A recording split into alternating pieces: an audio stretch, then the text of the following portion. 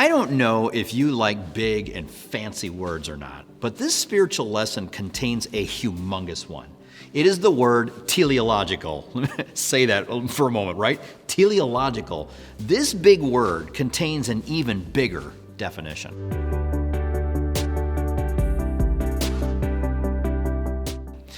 In theology, it is the argument for the existence of God from the evidence of order and harmony and obvious design in nature. Thomas Aquinas, the 13th century theologian, received credit for constructing this concept. The teleological argument was later refined by the 19th century English clergyman and philosopher William Paley. Although these thinkers expounded on this idea, its inception comes to us from the ancient biblical text. One clear example of this is found in Ecclesiastes 11:5. Here, the wise King Solomon reflects on the staggering wonder of God's handiwork in the womb of all places. He writes, "As you do not know the path of the wind or how the body is formed in a mother's womb, so you cannot understand the work of God, the maker of all things." This verse assumes God's creative work in the womb. It boldly declares his ingenuity in fashioning every sinew and fiber of our being. A close look into this verse reveals even more.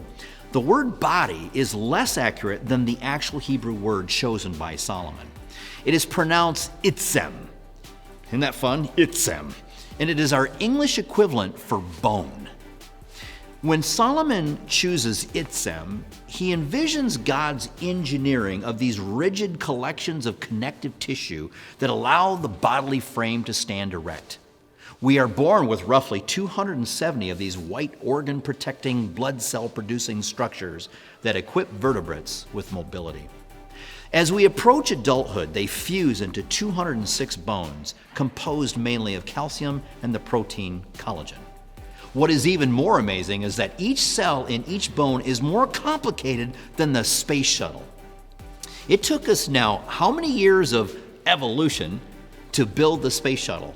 And still we believe that a cell, with all of its energy production and molecular transport and reproductive capacity, we believe that that evolved?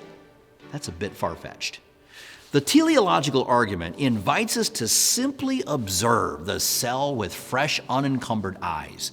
When we do, it becomes evident that a brilliant inventor did this. Let's take it a step even further. Take a look at your thumb. Go ahead, pull it out. Each of your skin cells take on a very specific configuration that makes a unique thumbprint. That print separates you from 7 billion people alive. So what does that mean? It means that you are thumb body. I'm sorry, I couldn't resist. I know. Some of you are probably staring at me pretty hard through the other side of the screen, but I'm confident most of you will use this at some point. The teleological argument contends with convincing proof that we are not mistakes. We were designed for a purpose. The open mind that allows the human masterpiece to speak cannot easily sidestep God's work. It is when we observe obvious design that we behold the divine.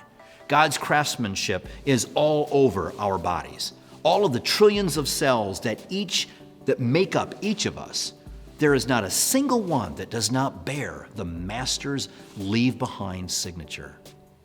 With that in mind, allow your faith, like those bones of yours, to firm up and give you the structure that you need to acknowledge the Creator. Just remember, when you observe obvious design, it is the hallmark of the divine.